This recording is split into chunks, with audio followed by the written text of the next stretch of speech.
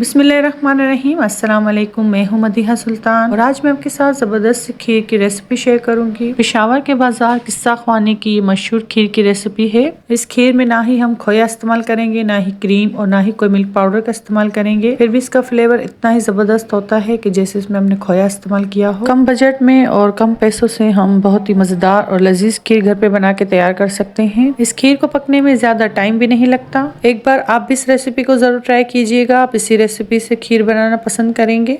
ये इतनी मज़ेदार बनके तैयार होती है। तो चलिए आइए इस मज़ेदार सी रेसिपी को स्टार्ट करते हैं बनाना। यहाँ मैंने एक बाउल लिया है, इसमें मैं चावल ऐड करूँगी। सबसे पहले हम चावल भिगोने के लिए रखेंगे। चावल आप कोई से भी अच्छे वाले ब्रांड के यूज़ करें। ये चावल मैं इस्तेमाल कर रही हूँ, इसको टोटे चावल भी कहते हैं। अगर आप खीर में ये चावल यूज़ करेंगे तो बहुत ही खुशबूदार खीर बन के तैयार होगी। अब इन चावलों को मैंने बाउल में ऐड कर दिया है। 2 से 3 पानी से मैंने इन चावलों को धो लिया था अच्छे से और इसको भिगोने के लिए रख दिया था तकरीबन 2 घंटे के लिए। ये स्टेप आप सबसे पहले करें ताकि चावल हमारे अच्छे से सोक हो जाएं। चावलों को इतनी देर तक धो लेंगे ताकि इसके अंदर जो स्टार्च वगैरह है वो निकल जाए और जिसका पानी है वो क्लीन हो जाए। अब आते हैं इस रेसिपी के नेक्स्ट स्टेप की तरफ। यहाँ मैंने एक ब्लेंडर जग लिया है, मिक्सचर ब्लेंडर जो भी आपके पास अवेलेबल हो। जो चावल हमने सोक करने के लिए रखे थे उसको 2 घंटे हो चुके हैं। अब ये सारे चावल मैं ब्लेंडर में ऐड करती जाऊंगी। इस रेसिपी में मैं 2 किलो दूध का इस्तेमाल कर रही हूँ। 1 कप दूध में इसमें अभी शामिल कर रही हूँ ताकि चावल वगैरह हैं वो अच्छे से पिस जाएं। इस खीर को मज़ेदार बनाने के लिए मैं इसमें पापे शामिल करूंगी। पापे बोलते हैं या इसको रस्क बोलते हैं, आप मुझे कमेंट बॉक्स में ज़रूर बताइएगा। मैंने 6 पीसेस इसमें शामिल किए हैं पापे के। अगर आप 1 किलो दूध से बना रहे हैं खीर तो उसमें 3 पापे जाएंगे।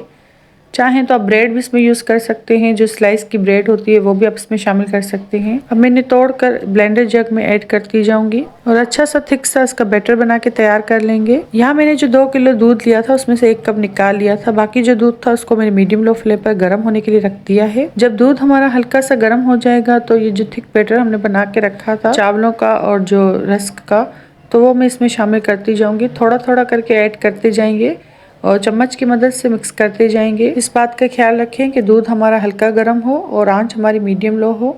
सारा बैटर मैंने इसमें शामिल कर दिया है और चम्मच की मदद से मैं इसको मिक्स करती जाऊंगी। अच्छे से मिक्स करेंगे ताकि दूध के अंदर कोई लम्स ना बने। इन सारी चीज़ों को मिक्स करने के बाद खीर को मैंने मीडियम लो फ्लेम पर पकने के लिए रख दिया है। साइड पे चमचा चलाती रहूंगी ताकि खीर हमारी नीचे लगे नहीं। यहाँ मैंने एक पैन लिया है, इसमें मैं शुगर ऐड करूंगी। तकरीबन 1 कप मैंने चीनी का इस्तेमाल किया है इस रेसिपी में। मीठा आप अपनी मर्जी से शामिल करें। अगर आप ज़्यादा मीठा खाना पसंद करते हैं तो आप ज़्यादा भी इसमें चीनी ऐड कर सकते हैं। अब इस चीनी को हम कैरामलाइज करेंगे और चीनी ऐड करते ही मैंने मीडियम लो फ्लेम रखी है और आहिस्ता आहिस्ता ये चीनी मेल्ट होना शुरू होगी और इसकी साइडों में जब कलर आना स्टार्ट होगा तो हम इसको मिक्स करेंगे। तकरीबन 2 से 3 मिनट लगते हैं चीनी को मेल्ट होने में और ये देखें कैरामल बनना स्टार्ट हो गया है। चूल्हे की आंच को मीडियम लो फ्लेम ही रखेंगे। अगर तेज़ आंच रखेंगे तो चीनी का कलर डार्क हो जाएगा। अब जब इसको खीर में शामिल करेंगे तो खीर का फ्लेवर कड़वा हो जाएगा, तो इस बात का आप ध्यान रखिएगा।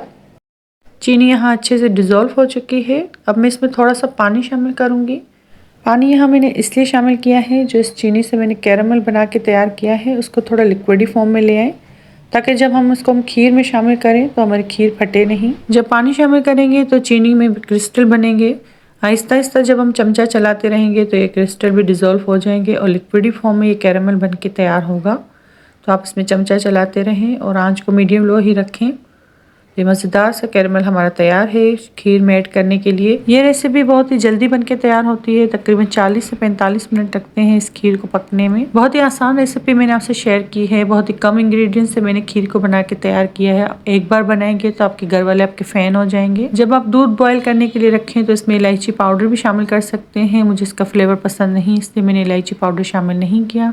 मज़ेदार सी खीर हमारी रेडी है। अब मैं इसको डिश आउट कर दूंगी। आप इसका कलर और इसकी थिकनेस चेक कर सकते हैं। इसमें कोई भी खोया कोई भी क्रीम का इस्तेमाल मैंने नहीं किया, फिर भी ये मज़ेदार खीर बनके तैयार हुई है। आप इस खीर को किसी भी सर्विंग डिश में शामिल करके और उसको फ्रिज में रखते तकरीबन 2 से 3 घंटे के लिए ज़रूर रखिएगा, क्योंकि इस खीर का फ्लेवर तभी अच्छा आता है जब ये ठंडी हो। जब ठंडी होगी तभी खाने में मज़ेदार लगती है और इसका फ्लेवर और भी अच्छा आता है। पिस्ता बादाम आप कट करके इसके ऊपर ऐड कर सकते हैं। अगर आपके पास चांदी के वर्क हो तो आप वो भी ऐड कर सकते हैं डेकोरेशन के लिए।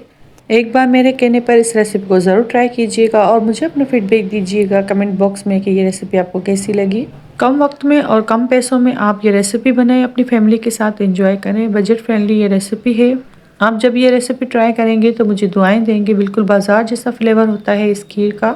मैंने इस खीर के लिए 2 किलो दूध का इस्तेमाल किया था। आप चाहें तो क्वांटिटी कम या ज़्यादा भी रख सकते हैं। वीडियो में आप देख सकते हैं 2 किलो दूध में से मैंने कितनी खीर बना के तैयार की है। बहुत ही ज़्यादा क्वांटिटी में बन के तैयार होती है। यहाँ आप खीर का टेक्सचर चेक कर सकते हैं। बहुत ही क्रीमी टेक्सचर की खीर बनके तैयार हुई है। अब इस खीर को सर्व करने से पहले फ्रिज या फ्रीजर में ठंडा ज़रूर करें। जब ठंडी होगी तो इसका फ्लेवर और भी अच्छा आएगा। उम्मीद करती हूँ ये रेसिपी भी आपको पसंद आई होगी। रेसिपी अच्छी लगे तो वीडियो को लाइक करें, शेयर करें अपनी फैमिली फ्रेंड के साथ। चैनल पर नए हैं तो चैनल को सब्सक्राइब कर दें। मुझे अपनी दुआ में याद रखिएगा। मिलते हैं किसी नई रेसिपी के साथ। तब तक के लिए अल्लाह हाफिज़।